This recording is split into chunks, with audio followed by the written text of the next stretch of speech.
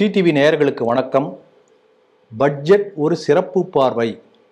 அந்த நிகழ்ச்சியில் பட்ஜெட்டை பற்றி நம்மிடையே கருத்துக்களை சொல்வதற்காக வானமாமலை என்எஸ் பத்மநாபன், அதாவது நாங்குநேரியைச் சேர்ந்தவர் என்எஸ் பத்மநாபன்ஜி அவருக்கு வந்திருக்காங்க. நீண்ட நாட்களாக இந்த சார்ட்டர்ட் அக்கௌண்டண்டாக இருந்து அந்த துறையில் பழுத்த அனுபவம் பெற்றவர். அவர் நம்மிடையே வந்திருக்கிறார். ஐயா வணக்கம். ஐயா வணக்கம், மிக்க மகிழ்ச்சி சார். இந்த பட்ஜெட்டுடைய சிறப்பு அம்சங்கள், ஹைலைட்ஸ் ஆஃப் த பட்ஜெட் அப்படி நீங்கள் என்ன நினைக்கிறீங்கன்னு கொஞ்சம் சொல்லுங்களேன். என்னென்ன இந்த பட்ஜெட்டில் இந்த நிதியமைச்சர் உங்களுக்கே தெரியும், 9 வருஷமாக நிதியமைச்சராக இருக்காங்க. அதுக்கு முன்னாடி திரு அருண்ஜேட்லி இருந்தார். அருண்ஜேட்லி 2014 வந்தபோது சில முக்கியமான முடிவுகள்லாம் எடுத்தார். அதாவது ரிஃபார்ம்ஸ்னு சொல்லுவோம், tax reforms, liberal reforms, FDI, வெளிநாட்டு நிதி சீர்திருத்தங்கள்லாம் எடுத்துன்னு வந்தார். அதுக்கப்புறம் நிதி சீர்திருத்தங்கள், இங்கே பல பொது நிறுவன பங்குகளை பொதுமக்களுக்கு விநியோகித்தல், இதெல்லாம் பண்ணிட்டு வந்தார்கள். இதை ஸ்திரப்படுத்தினாங்க நிர்மலா சீதாராமன் அவர்கள். அப்போ செய்த அந்த சீர்திருத்தங்களுக்கெல்லாம் இப்போ பலனளிக்க போகிறது, பலனளித்து கொண்டிருக்கிறது, பலனளிக்கும் போகிறது. ஆனால் அதுக்கு என்ன முக்கியமான விஷயங்கள்னா, பல தடைகள் இருந்து கொண்டே இருக்கு. என்ன தடைன்னா, ஒரு பக்கம் வெளிநாட்டில் உங்களுக்கே தெரியும், ரஷ்யாவுக்கும் உக்ரைனுக்கும் போர் நடந்துட்டு இருக்கு. அதனால ஆயில் பிரைஸ் ஏறிட்டு இருக்கு. அதனால இந்த ஃபாரின் எக்ஸ்சேஞ்ச், அந்நிய செலாவணி, அதனால ரூபாயின் மதிப்பு விழுந்து கொண்டே இருக்கிறது. ரெண்டாவது, ஆனால் இன்னைக்கு பார்த்தீங்கன்னா நம்ம ஃபாரின் ரிசர்வ்ஸ் 11 மாதம் அளவுக்கு இன்னைக்கு இருக்கு. இன்னைக்கு நியூஸ் அது 6 மாதம் 5 மாதம். மன்மோகன் சிங் காலத்தில் உங்களுக்கு ஞாபகம் இருக்கலாம், 1 வாரம் தான் இருந்தது, 7 நாள் ரிசர்வ்ஸ் தான் இருந்தது நம்ம கையில். அடுத்த எண்ணெய் வாங்குறதுக்கு நம்ம இல்லாமல் ரொம்ப கஷ்டப்பட்டு, இன்னைக்கு ரொம்ப அற்புதமான விஷயம், 11 மாதத்து அளவுக்கு நமக்கு ஃபாரின் ரிசர்வ்ஸ் இருக்குது. அது இந்தியாவோட வெளிநாட்டு வர்த்தகத்தை உறுதிப்படுத்துறதுனா, மற்ற நாடு நம்ம மேலே வைத்த நம்பிக்கையும் நம்ம மற்ற நாளில் ஏற்றுமதி இறக்குமதியில் நன்றாக சென்று கொண்டிருக்கிறதுன்னு தெரியாது. ஆக இந்த எண்ணெய் விலை ஏற்றம், இந்த போர், இது ஒரு இடர்பாடாக இருந்து கொண்டிருக்கிறது. ரெண்டாவது, உங்களுக்கே தெரியும், சில நாட்டோட திடீர்னு உறவு நன்னா இருக்கும், உறவு கசந்த யுஎஸ்ஏ பார்த்தோம் நம்ம. அப்போது பேலன்ஸ் பண்ண வேண்டியிருக்கு. இதெல்லாம் இது இந்தியாவோட வர்த்தகத்தையும் பாதிக்கும், இந்தியாவோட முக்கியமாக ரூபாவோட மதிப்பையும் பாதிக்கும். செமிகண்டக்டர் இல்லாதனால, உதாரணமாக அந்த கொரோனா பீரியட் முடிந்தவுடன் மழை பெஞ்சது, மெட்ராஸில் மழை பெஞ்சது இல்லையா, பல வெஹிக்கிள்ஸ் மழையில் எல்லாம் நனைஞ்சுது.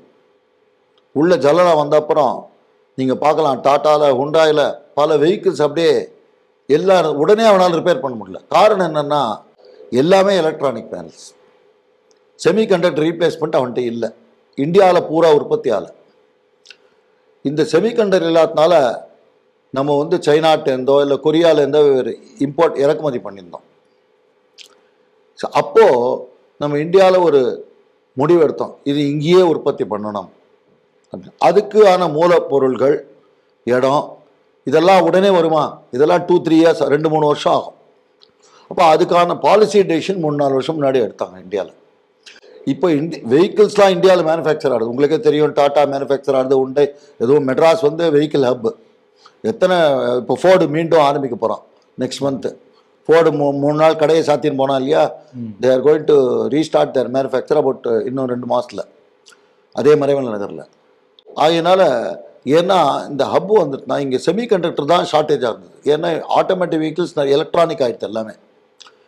அந்த செமிகண்டக்டர் டெக்னாலஜி இப்போ உங்களுக்கு தெரியும், ஐஐடி காமகோட்டியன் அவர் கூட பத்மஸ்ரீ கொடுத்தாங்க இல்லையா, அவர் செமிகண்டக்டர் டெக்னாலஜியில் தான் இண்டிஜினியஸாக பண்ணுறதுக்கு பல சாதனைகள் புரிந்திருக்கிறார். அது நம்ம இந்தியன் மேட் செமிகண்டக்டரே நிறைய வரப்போகுது இன்னும் 2 வருஷத்தில்.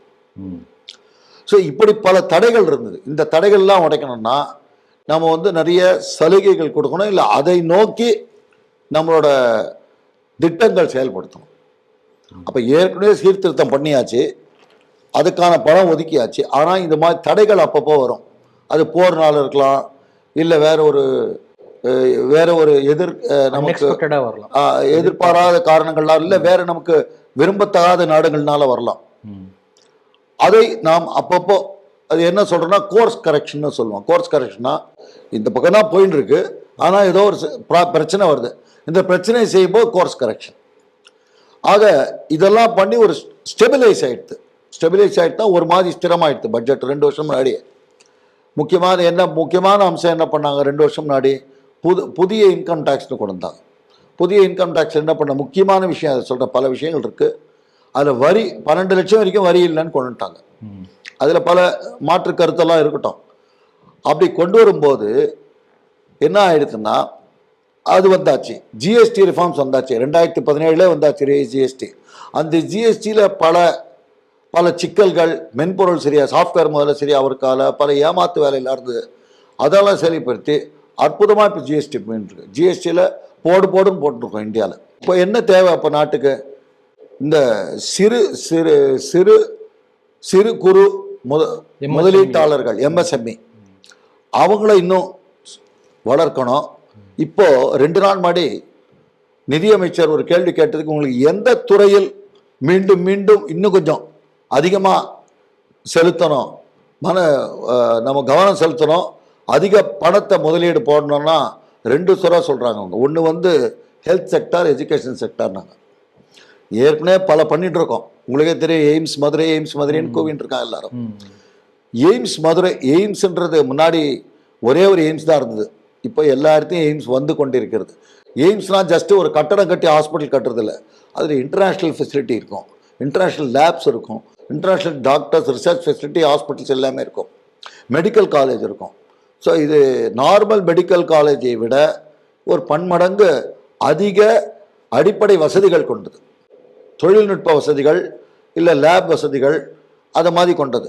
அதனால் இதில் கவனம் செலுத்தணுன்ற அதில் அந்த வழியிலேயே வந்துட்டு இருக்க 2-3 வருஷம் பட்ஜெட்.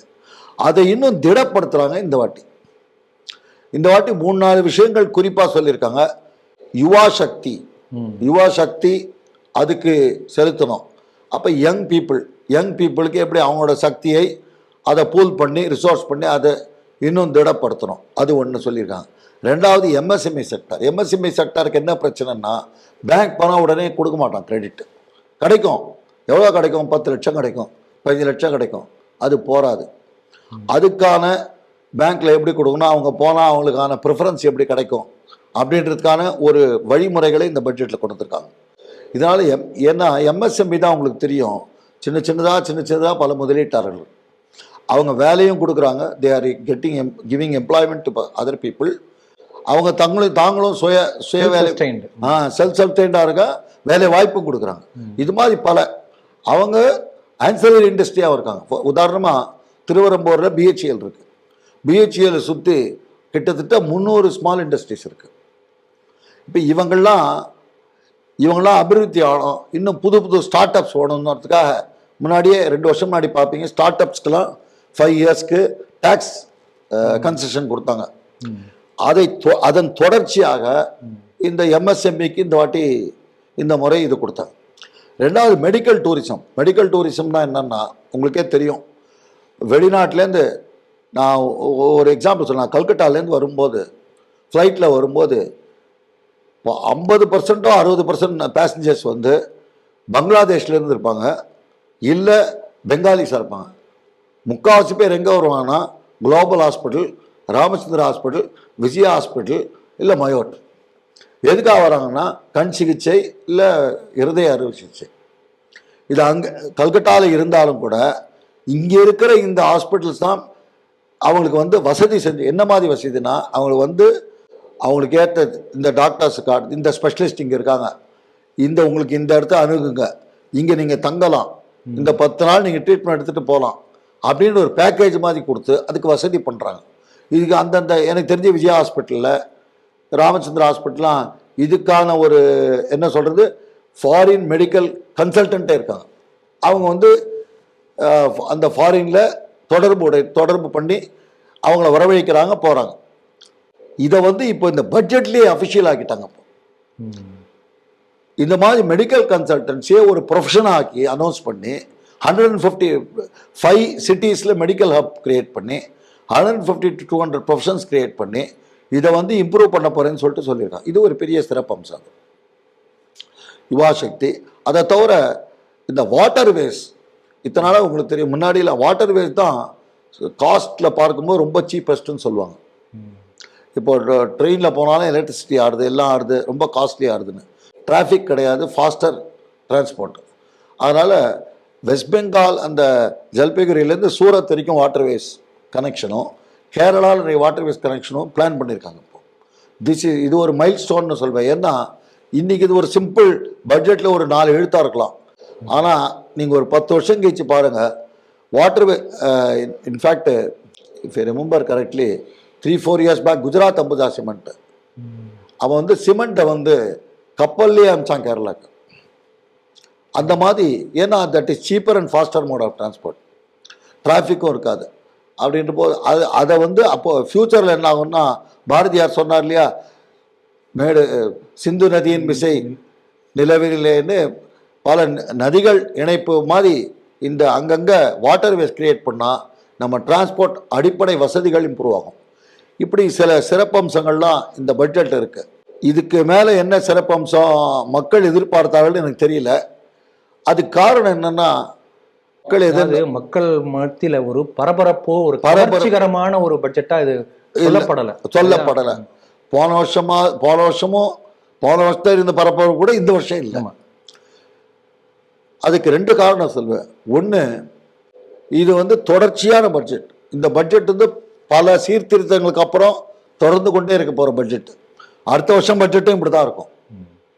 2வது, நான் அரசியல் பேசக்கூடாது தான் இங்கே. ஆனால் ஒரு விஷயம் சொல்கிறேன்.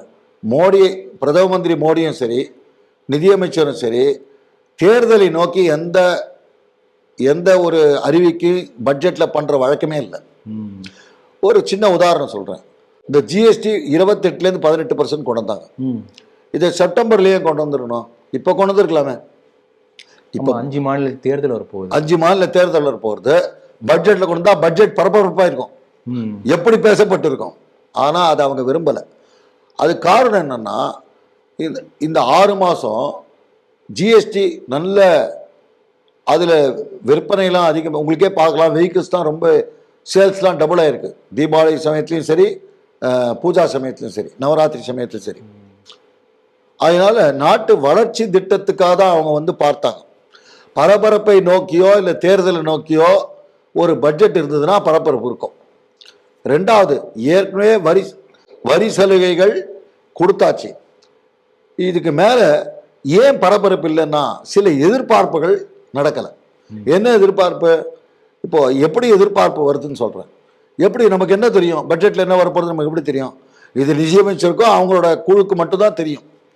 அந்த மினிஸ்ட்ரி உள்ளதா, சவுத் பாக்குள்ளேயோ நார்த் பாக்குள்ளதான் இருக்க போகிறது. இன்ஃபேக்ட் என்ன சொல்லுவாங்க, அந்த 15 நாள் 20 நாள் அவங்களாம் வெளியே வர மாட்டாங்களாம்.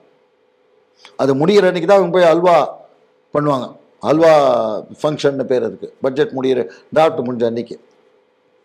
அப்படின்ற போது எப்படி எதிர்பார்ப்பு வருது? எப்படின்னா, இந்த சேம்பர் ஆஃப் காமர்ஸு, எங்கள் பட்டய கணக்கர் இன்ஸ்டியூட் இருக்கு இல்லையா, இன்ஸ்டியூட் ஆஃப் சார்ட், இவங்கெல்லாம் வந்து இந்த பட்ஜெட்டில் இதை பண்ணி கொடுங்கன்னு ஒரு சஜஷன் கொடுப்பாங்க. It is called pre budget மெமோரண்டம்னு பேர்.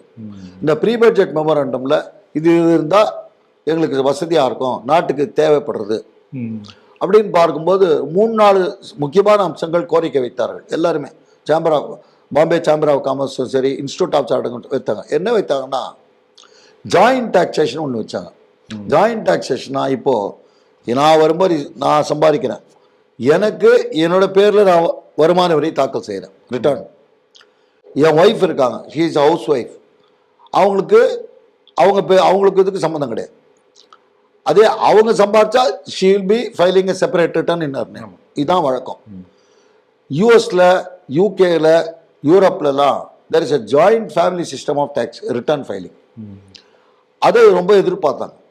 அது இருந்ததுன்னா சில சலுகைகள் கிடச்சிருக்கும், 2 பேர் சேர்ந்து பண்ணியிருக்கலாம். ஒரு ஏர்னிங் மெம்பர், ஒரு நான் ஏர்னிங் மெம்பர்னா கொஞ்சம் டேக்ஸ் குறைஞ்சிருக்கும். அப்படி தான் யூஎஸ் மாடல், யூகே மாடல், இதில் வித்தியாசங்கள் இருக்குது.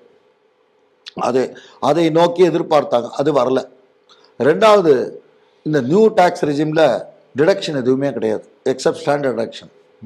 அந்த ஸ்டாண்டர்ட் டிடக்ஷன் கொஞ்சம் 75,000 1 லட்சம் ஏறுன்னு எதிர்பார்த்தாங்க, அதுவும் வரல. மெடிக்கல் இன்சூரன்ஸுக்கு ஒரு டிடக்ஷன் எதிர்பார்த்தாங்க, அதையும் கேட்டாங்க, அது வரல. எதுவுமே வரல. இன்னும் கேட்டால் வருமான வரியில் செய்கிற சிறு சிறு திருத்தங்கள் எல்லாமே அது ப்ரொசீஜரல், அவ்வளோதான், ப்ரொசீஜரலாக தான் இருக்கே தவிர அது நேராக ஒரு மக்களை சென்று அடையக்கூடிய விஷயமா இல்லை. அதனால தான் உங்களுக்கு பரபரப்பாக இல்லை. பரபரப்பாக இல்லைன்றதுனாலே பட்ஜெட் வந்து சரியா இல்லை பரபரப்பாக இருந்தால் பட்ஜெட் நல்லா இருக்கு அப்படின்னு நம்ம தீர்மானம் பண்ண முடியாது. ஏன்னா இந்த கேஸ் பாப்புலிஸ்ட் பட்ஜெட் தான் சக்ஸஸ் ஆகும். அப்போ இந்த பட்ஜெட்டில் வந்து ஏன் இந்த பட்ஜெட்டுடைய பரபரப்பாக இல்லை ஆனால் சரியில்லை நம்ம ஏன் சொல்லக்கூடாதுன்னா, தொடர்ந்து 3 விஷயம் பார்க்கணும். முக்கியமாக ஜிடிபிக்கும் டோட்டல் கடன், நம்ம மொத்த கடன் வாங்கியிருக்கோம், அந்த கடனோட விகிதாச்சாரம் குறைஞ்சிட்டே வருதான்னு பார்க்கணும். ஒரு காலத்தில் 70% இருந்தது, ஜிடிபியில் 70% இருந்தது டோட்டல். இன்னி தேதியில் நம்ம டோட்டல் லைபிலிட்டிஸ் எவ்வளோ, கடன் எவ்வளோ, அது ஜிடிபியில் 70% 60-70% இருந்தது. அது 50% குறைக்கணுன்றது தான் அவங்களோட லாங் டேர்ம் டார்கெட். இப்போ 2030-31 50% இந்த GDP debt ratio, debt to GDP ratio 50லேருந்து 51% கொண்டு பார்க்குறாங்க. இப்போ 57, 56% இருக்கு, 56-55% வந்துருக்கு. இப்போ இது எதுக்காக குறைக்கணும் என்றால், கடன் அதிகமாக இருந்தால் நம்ம இன்ட்ரெஸ்ட் நிறைய கொடுக்கணும். அப்போ வர பணத்துலலாம் இப்போ உதாரணமாக மொத்தம் கிட்டத்தட்ட 53 லட்சம் கோடி டோட்டல் ஒரு பட்ஜெட் சைஸ். 53 லட்சம் கோடி நம்ம ஸ்பெண்ட் பண்ணுறோம். ஆனால் அதில் கிட்டத்தட்ட 14 லட்சம் 15 லட்சம் கோடி வட்டிக்கே கொடுக்குறோம். அப்போது இந்த நீங்கள் வாங்குற உங்களுக்கு வருதே 53 கோடி, அந்த 53 லட்சம் கோடி எப்படி வருதுன்னு அப்புறம் பார்ப்போம். அதில் 14 லட்சம் கோடி போச்சுன்னா மீதி இவ்வளோ தானே இருக்குது. அப்போ நீங்கள் கடன் அதிகமாக வாங்க உங்களுக்கு வட்டி அதிகமாக கட்டணும், ரீபேமெண்ட் பண்ணணும். இந்த பேர்டன் இருந்துகிட்டே இருக்கும், இதை குறைச்சுட்டே வரும். அதனால் இந்த 50% ஆக்கணுன்றது தான் நம்மளோட முக்கியமான நோக்கம். ரைட், ஒன்று. ரெண்டாவது, இந்த ஃபிஸ்கல் டெபிசிட்னு சொல்கிறோம். ஃபிஸ்கல் டெபிசிட்னா என்ன? மொத்த வரவு மொத்த செலவு இது கூடயே இருக்க பற்றாக்குறை தான் ஃபிஸ்கல் டெபிசிட். அப்போ ரெவன்யூ டெபிசிட்னா என்ன? ரெவன்யூ டெபிசிட்னா மொத்த வரவு இல்லாமல் அன்றாட செலவுகள். இப்போ உதாரணமாக குடும்பத்துக்குன்னு எடுத்துப்போம். நம்ம குடும்பத்துக்கு போடுற பட்ஜெட்டுக்கும் நாட்டுக்கு போகிற பட்ஜெட்டுக்கும் கிட்டத்தட்ட ஒன்று தான். என்ன வித்தியாசம்னு சொல்கிறேன். அப்போ தான் எதுக்காக சொல்கிறேன்னா, எல்லாரும் புரிஞ்சுக்கிறதுக்காக. நம்ம குடும்பத்தில் என்ன பண்ணுறோம், முதல்ல இவ்வளோ வரும்படி வரும், இவ்வளோ வருமானம் வரும். ஒரு மாதம் தெரியும் உங்களுக்கு இவ்வளோ வருமானம் வருது. இந்த வருமானத்தில் முக்கியமான அம்சங்கள், நம்ம மளிகை சாமானுக்கு இவ்வளோ, பாலுக்கு இவ்வளோ, மின்சாரத்துக்கு இவ்வளோ, காய்கறிக்கு இவ்வளோ, வீட்டு வாடகைக்கு இவ்வளோ, இல்லை வீட்டு இஎம்ஐக்கு இவ்வளோ அப்படின்னு நம்ம ஒதுக்கி வச்சுக்கிறோம். இல்லை என்டர்டெயின்மெண்ட்டுக்கோ அதை ஒன்று இப்படி வச்சிடறோம். அப்போது இவ்வளோ வருமானம் தெரியுது உங்களுக்கு, 1 லட்ச ரூபா வருமானம், அதில் இதுக்கெல்லாம் நீங்கள் இவ்வளோன்னு ஒதுக்கி வச்சுறீங்க. அரசாங்கத்தில் அது தவிர நம்மளோட முக்கியமான செலவுகள் இருக்கு இல்லையா? இப்போ குடும்பத்துக்குன்னா கேபிட்டல் எக்ஸ்பெண்டிச்சர்னு சொல்லுவோம். கேபிட்டல் எக்ஸ்பெண்டிச்சர்னா முதலீடு. என்ன முதலீடு பண்ணுவோம் ஒரு குடும்பத்தில்? அதாவது நான் ரிக்கரிங் எக்ஸ்பெண்டிச்சர் என்னெல்லாம் இருக்கலாம்? வீடு கட்டலாம், ஒரு பெரிய கல்யாணம் வரலாம் வீட்டில், இல்லை பெரிய படிப்பு வரலாம். இந்த 3 தான் பசங்களோட பெரிய படிப்புனா சாதாரண படிப்பு இல்லை, இப்போ படிப்பு சின்ன படிப்பே பெரிய செலவாகுது, அது வரலாம். அப்படி என்ற அந்த ரீதியில் பார்க்கும்போது இந்த கேபிட்டல் எக்ஸ்பெண்டிச்சர்னு சொல்கிற இல்லையா குடும்பத்துக்கு, இது குடும்பத்தை பொறுத்த வரைக்கும் எவ்ரி இயர் இருக்காது, வருஷம் இருக்காது. ஆனால் அரசாங்கத்தை பொறுத்த வரைக்கும் வருஷம் பண்ணி ஆகணும். அதுவும் ரெவன்யூ எக்ஸ்பெண்டிச்சர் மாதிரி தான், அத்தியாவசியம். ஏன் அத்தியாவசியம்னா, இப்போ ஹெல்த் இருக்கு, health sector, education sector, transport sector, power sector, railways, இதிலெல்லாம் நம்ம முதலீடு பண்ணலைன்னா எக்கானமி ஸ்தம்பிச்சு போயிடும், வளர்ச்சி இருக்காது, பாட்டில் நெக் வந்துடும், இடையூறுகள் வந்துடும். இப்போ உதாரணமாக ரயில்வேஸ் எப்பயோ வந்துடுது, ஓடிந்தான் இருக்குது ட்ராக்ஸ்லாம். ட்ராக்ஸ் அப்படியே விட்டுற முடியுமா? அதுக்காக ட்ராக்ஸ் இப்போ ரினியூ பண்ணி ஆகணும். இப்போ வந்தே பாரத் ரயில் விட்டுருக்காங்க, உங்களுக்கு தெரியும். Vande Bharat rail is capable of running at 180 to 200 km/h. இங்கேருந்து பெங்களூர் போகிறது ஜோலார்பேட்டை வரைக்கும் ஒரு ஸ்பீட் போகும், 110, 130க்கு மேலே போகாது வந்தே பாரத். ஏன்னா அந்த இன்ஃப்ராஸ்ட்ரக்சர் அடிப்படை அந்த ட்ராக் இருக்கு இல்லையா, ட்ராக்கோட கெப்பாசிட்டி இன்க்ரீஸ் பண்ணணும். இன்ஃப்ராஸ்ட்ரக்சர் பண்ணிட்டு இருக்காங்க, பண்ண போறாங்க. அதனால இந்த எதுக்காக சொல்ல வரேன்னா, இந்த அடிப்படை வசதி, இந்த அடிப்படை இன்ஃப்ராஸ்ட்ரக்சர் இருக்கு இல்லையா, இதை இம்ப்ரூவ் பண்ணாதான் நாட்டோட வளர்ச்சி திட்டம் பெரிய லெவலுக்கு போக முடியும். ஆகையினால நம்ம குடும்பத்தில் வந்து வெறும் அந்த படிப்புக்கு மளிகை சாமானுக்கு நம்ம ஒதுக்குற மாதிரி அரசாங்கத்தை அப்படி ஒதுக்க முடியாது. அதனால் அங்கே கேபிட்டல் எக்ஸ்பெண்டிச்சரும் பண்ணோம், ரெவென்யூ எக்ஸ்பெண்டிச்சரும் பண்ணோம், ரெண்டுத்தையும் அதனால் ஒரு ஈக்விட்டபுளாக பண்ணிட்டு கொண்டு வருகிறார்கள். ரொம்ப அது பாராட்ட வேண்டிய விஷயம். அதே சமயத்தில் ஃபிஸ்கல் டெபிசிட் வந்து ஜிடிபி விகிதத்தை முன்னாடி 7% 6%லாம் இருந்தது. டெபிசிட்னா பற்றாக்குறைன்னு சொன்னேன். மொத்த செலவு மொத்த வரவுக்கான பற்றாக்குறை. மொத்த செலவுன்னா என்ன, நம்ம இப்போ அரசாங்கத்துக்கு என்ன செலவுன்னு பார்க்கும்போது சேலரி எஸ்டாப்ளிஷ்மெண்ட் மெயின் செலவு, டிஃபென்ஸ் எஸ்டாப்ளிஷ்மெண்ட் மெயின் செலவு, பென்ஷன் மெயின் செலவு, அப்புறம் வட்டி, we are paying interest main செலவு. இந்த செலவை இந்த செலவை தவிர இப்போ நான் சொன்னேன் இல்லையா, ரோட்ஸ் போடுறதுக்கு இன்ஃப்ராஸ்ட்ரக்சர் ஸ்கீம்ஸு, இப்போ ஜல்ஜீவன் ஸ்கீம் அப்படின்னு சொல்கிறோம், பிரைம் மினிஸ்டர் ஆவாஸ் யோஜனா அப்படின்றோம். அக்ரிகல்ச்சருக்கு வந்து பெரிய ஸ்கீம் ப்ராஜெக்ட்ஸ் கொண்டுறாங்க. இப்போ வந்து இந்த வாட்டர் வேவ்ஸ்க்காக இப்போ நிதி ஒதுக்கியிருக்காங்க. இந்த மாதிரி பெரிய பெரிய ஸ்கீம்ஸு ரோட் ப்ராஜெக்ட்ஸ் போடுறாங்க. இப்போது national highway road project. But கிராமத்துலலாம் வில்லேஜிலலாம் இந்த ஸ்டேட் ஹைவேஸும் கவர்மெண்ட் போடுறது. மெட்ரோக்கு ஸ்டேட் கவர்மெண்ட்டும் சென்ட்ரல் கவர்மெண்ட்டும் சேர்ந்து பண்ணுறாங்க. அதுதான் சென்ட்ரல் கவர்மெண்ட் ஸ்பான்சர்ட் ஸ்கீம்ஸ் பேர், ஜாயிண்ட்டாக பண்ணுவாங்க. அதனால இது இந்த கேபிட்டல் எக்ஸ்பெண்டிச்சர், இந்த ரெவன்யூ எக்ஸ்பெண்டிச்சர் சேர்ந்து பண்ணுற மொத்த எக்ஸ்பெண்டிச்சர் வரவு, இதுக்கான பற்றாக்குறை தான் ஃபிஸ்கல் டெபிசிட். அப்போது ஒரு கேள்வி வரலாம் நமக்கு, என்ன உங்களுக்கு எவ்வளோ வேணுமோ ஒரு விஷயம் டேக்ஸ் ஏற்றிக்கோங்கன்னா, அதுக்காக மக்கள் மேலே வரியும் ரொம்ப சுமத்தக்கூடாது. வள்ளுவர் என்ன சொல்கிறார், எப்படி ஒரு தேனி ஒரு மலர்லேருந்து போய் அங்கங்கே கொஞ்சம் கொஞ்சமாக தேன் எடுத்து முடியுமா, ஒரே மலர்லேயும் எடுக்காதான், அது மாதிரி எடுக்கணுன்ற. அது எடுத்த பணத்தை பாதுகாவலாக நாட்டோட வளர்ச்சிக்காக செலவழிக்கணும்னு வள்ளுவர் சொல்கிறார். இயற்றலும் இயற்ற வகுத்தலும் காத்தலும் காத்த வல்லது அரசுன்னு. அதனால இப்படிப்பட்ட அதனால என்ன சொல்ல வரேன்னா, நான் வந்து எனக்கு இந்த செலவு பண்ணோம், அதுக்காக நான் எனக்கு வேண்ட வரி வைத்து கூட்டி ஜிஎஸ்டி விலையெல்லாம் ஏற்றினா நாட்டு மக்களுக்கும் கஷ்டம் இருக்கக்கூடாது, அதே சமயத்தில் எனக்கு வரும்படியும் தேவை. அது வந்து ஒரு 4.25 ஜிடிபியில் 4% மேலே பற்றாக்குறை போகக்கூடாது. அந்த மாதிரி இப்போ 7% பற்றாக்குறையிலேருந்து இப்போது 4.2 4.3 வந்திருக்கு. 3%, அதாவது ஃபிஸ்கல் எஃப்ஆர்பிஎம்னு ஒன்று இருக்குது, ஃபிஸ்கல் ரெவன்யூ மெச்சூரிட்டி மாடல்னு பேர். அதுக்கு ஃபிஸ்கல் ரெவன்யூ ரெஸ்பான்சிபிலிட்டி ஆக்ட்னுலாம் கொண்டு வந்தாங்க. அதில் வந்து 3% to 4%க்குள்ளே இதை கட்டுப்படுத்தணும்னு சொல்லியிருக்காங்க, ஸ்டேட்ஸ்க்கும் சொல்லியிருக்காங்க. அது நல்லா போயின்னு இருக்கு. ஓரளவுக்கு அந்த டார்கெட்டை அச்சீவ் பண்ணிட்டு வராங்க. அதை பாராட்ட வேண்டியது தான். அதனால் இப்போ சொல்ல வேண்டிய விஷயம் என்னென்னா, இந்த பற்றாக்குறைன்னு சொன்னேன் இல்லையா, இந்த கிட்டத்தட்ட உங்களுக்கு 53 லட்சம் கோடி, 53 லட்சம் கோடியில் 36 லட்சம் 34 லட்சம் கோடி டேக்ஸாக வருது, வரும்படியாக வருது. வரும்படியானா ஜிஎஸ்டியாக ஒரு 18% வருமானம், 18% கார்பரேட் டேக்ஸ், கம்பெனிஸ்லாம் கொடுக்குற டேக்ஸ் 18%, 22%, 21% நம்ம கட்டுற வருமான வரி, 10% 11% ஜிஎஸ்டி வரி வருது.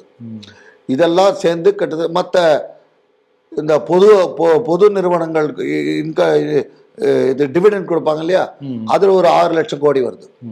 இதெல்லாம் சேர்ந்து 53 லட்சம் 34 38 43 லட்சம் கோடி வருது.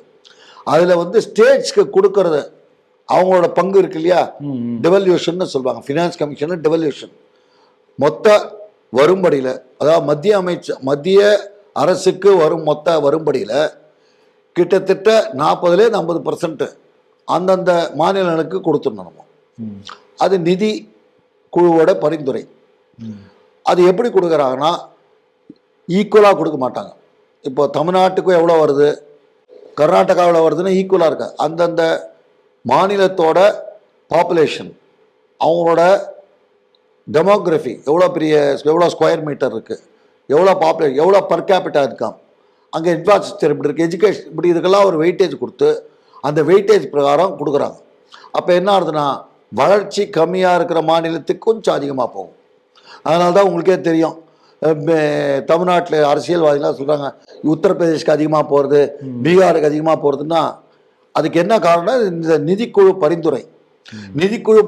நிதிக்குழு என்பது அரசியலமைப்பு சட்டம் 280 பிரகாரம் அது அமைக்கப்பட்டிருக்கு. இப்போ 16வது நிழற்குழு அமைக்கப்பட்டிருக்கு. அடுத்த 5 வருஷத்துக்கு 16வது நிழற்குழு அவங்க என்ன சொல்கிறா அதுக்கேற்ற மாதிரி இந்த மத்திய அரசுக்கு வரக்கூட வரும்படி பிரிந்து போகும். அப்படிதான் பிரிக்கிறோம். அதனால இப்போ இந்த பற்றாக்குறை எப்படி, இப்போ பற்றாக்குறைன்னு சொல்றேன், அது பற்றாக்குறை இல்லாம பட்ஜெட் போட முடியாது சார். முடியும். அந்த காலத்துல ஒரு பாட்டு நான் கேள்விப்பட்டிருக்கேன், வரவு எட்டனா செலவு பத்தனா. அப்ப அந்த மாதிரி தானே இன்னைக்கு இருக்கு. பற்றாக்குறை இல்லாம பண்ணவே முடியாது. பற்றாக்குறை இல்லாம பண்ண முடியாது. காரணம் என்னன்னா நம்மளது வந்து வளர்ந்து கொண்டு இருக்கும் நாடு. உங்களுக்கே தெரியும் 91, 92 வரைக்கும் நம்ம வந்து லிபரலைசேஷன்ல இல்லை, ஃபாரின் இன்வெஸ்ட்மெண்ட்டும் ரொம்ப இல்லை, பல பிரச்சனைகள் சந்தித்தோம். லாஸ்ட் ஒரு 10 வருஷமாக தான் நான் வளர்ந்து கொண்டிருக்கிறோம். 2000 இன்னும் ஒரு 10-20 வருஷம் போனால் பார்க்கலாம், எதிர்பார்க்கலாம். இப்போ கொஞ்சம் கடினமாக இருக்குது. ஆனால் ஜிடிபி க்ரோத்னு பார்க்கும்போது நம்ம இப்போ 5வது உலகத்துலேயே 5வது இடத்துல இருக்கோம். இன்னும் 2 வருஷத்தில் 3வது இடத்துல வரதுக்கு வாய்ப்பு இருக்குது. எல்லாரும் சொல்லியிருக்காங்க, வேர்ல்ட் பேங்கே அக்னாலேஜ் பண்ணியிருக்காங்க. மேபி 2030 நம்ம ஜிடிபி தேர்ட் யூஎஸ் சைனாக்கு அப்புறம் இந்தியா வரலாம், வாய்ப்பு இருக்கு. அதெல்லாம் பார்க்கும்போது நல்லா இருக்கு. பற்றாக்குறை இல்லாத பட்ஜெட் போட்டோம்னா இன்னும் ஜிடிபி ஏறணும். இப்போ என்னென்னா ஏறி இருக்கு, இன்னும் நிறைய ஏறணும், எல்லா மாநிலங்களும் முன்னேறணும். அதுக்கான அமைப்புகள் தான் இந்த சமூக சீர்திருத்தம்னு சொல்கிறோம். சமூக சீர்திருத்தம்னா நான் கம்யூனிட்டி விஷயம் சொல்ல, ஒரு மேனுஃபேக்சரிங் செக்டார் மட்டும் நல்லா இருக்கு, அக்ரிகல்ச்சர் செக்டார் நல்லா இல்லை, இன்னொரு செக்டார் எல்லாமே ஓரளவுக்கு ஈக்விட்டபிளாக க்ரோ ஆகணும். அதுதான் பட்ஜெட்டோட நோக்கம். வாட்டர் வேஸும் இம்ப்ரூவ் பண்ணணும், அக்ரிகல்ச்சரை இம்ப்ரூவ் பண்ணணும், பவர் செக்டார் இம்ப்ரூவ் பண்ணணும், பவர் செக்டார் கிராமத்துக்கும் போகணும். அப்படி நான் அதனால் எனக்கு வரும்படி மட்டும் முக்கியம் தான். நீங்கள் சொல்கிறது கரெக்டு, நம்ம வந்து பற்றாக்குறை இல்லாத பட்ஜெட் போட்டு போயிடலாம். ஆனால் வரும்படி மட்டும், அதனால்தான் முக்கியமான விஷயம் என்னென்னா முதல்ல அரசாங்கத்தில் நம்ம போடுற பட்ஜெட் முதல்ல நீங்களே பார்க்கலாம், பார்ட் ஏ பார்ட் பின்னு இருக்கும். பார்ட் ஏ நான் முதல்ல என்னென்ன செலவுன்னு சொல்லுவாங்க, பார்ட் பி தான் வரவு. ஆனால் நம்ம குடும்பத்தில் போடுற பட்ஜெட்னா உங்களுக்கு வரவு என்னன்னு தெரியும்.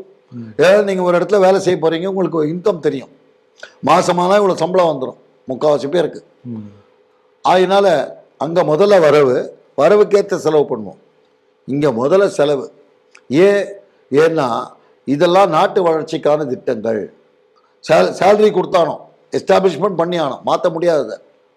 பென்ஷன் கொடுத்தானோ, பென்ஷன் தொகை குறைஞ்சின்னு வருது, அது இருக்கட்டும். ஏன்னா 91க்கு அப்புறம் உங்களுக்கே தெரியும், இந்த 2002க்கு அப்புறமா வர அப்பாயின்மெண்ட்லாம் தேர்ட் பென்ஷன் கிடையாது. அதனால் பழைய கமிட்மெண்ட்டு கொடுத்து தானே ஆகணும், அது வந்துட்டுருக்கு. டிஃபென்ஸ் ரொம்ப முக்கியம், டிஃபென்ஸ் ரயில்வேஸும் அதுக்கான ஒதுக்கீடு பண்ணித்தான் ஆகணும். அதனால் அதை பண்ணிவிட்டு அதுக்கு இப்போ போன வருஷம் என்ன பண்ணணுமோ அதோட ஒரு 8%, 10% கூட ஒதுக்கீடு பண்ணணும், பண்ணத்தானே வேண்டியிருக்கு. அதனால் சரி வரும்படி அதுக்கேற்ற நம்ம இன்க்ரீஸ் பண்ணிடலாமன்னா அதுக்காக மக்கள் தள்ள எவ்வளோ கை வைக்க முடியும்.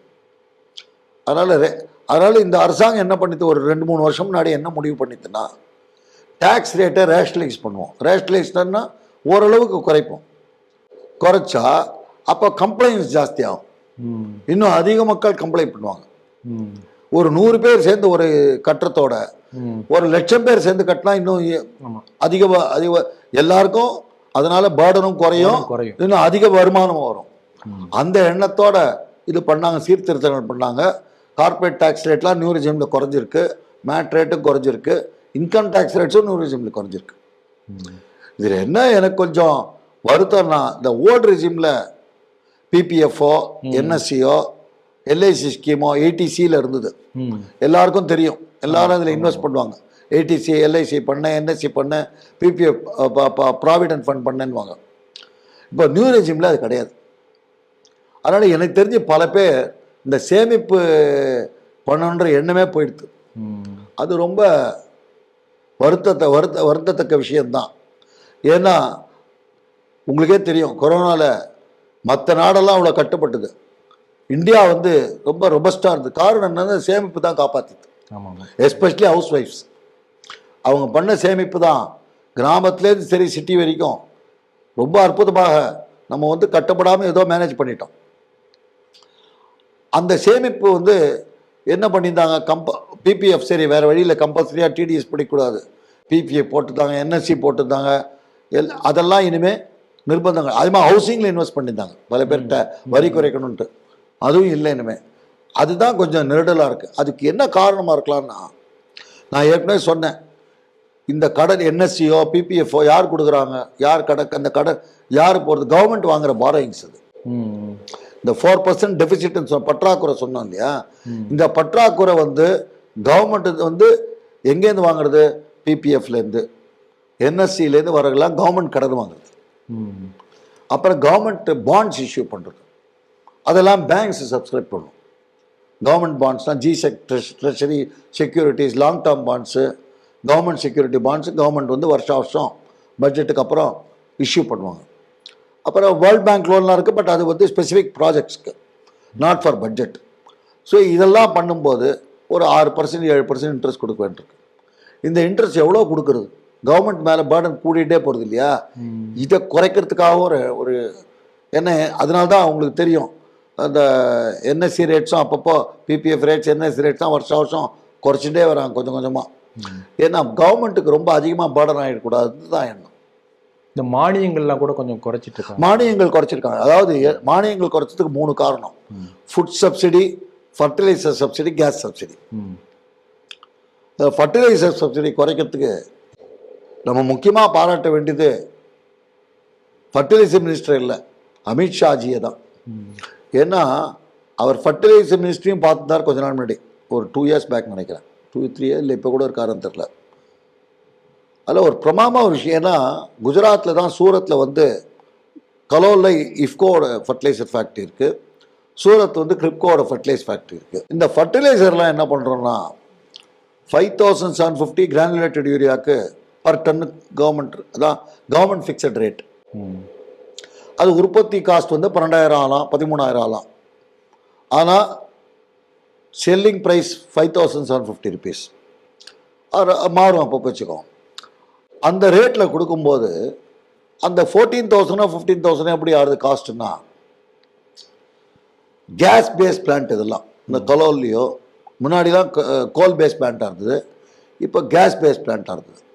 இந்த கேஸ் பேஸ் பிளான்ட்னா கேஸை வந்து இன்டர்நேஷ்னலில் வந்து 15 years கான்ட்ராக்ட் போட்டுருவாங்க, 10 years contract, fixed rate.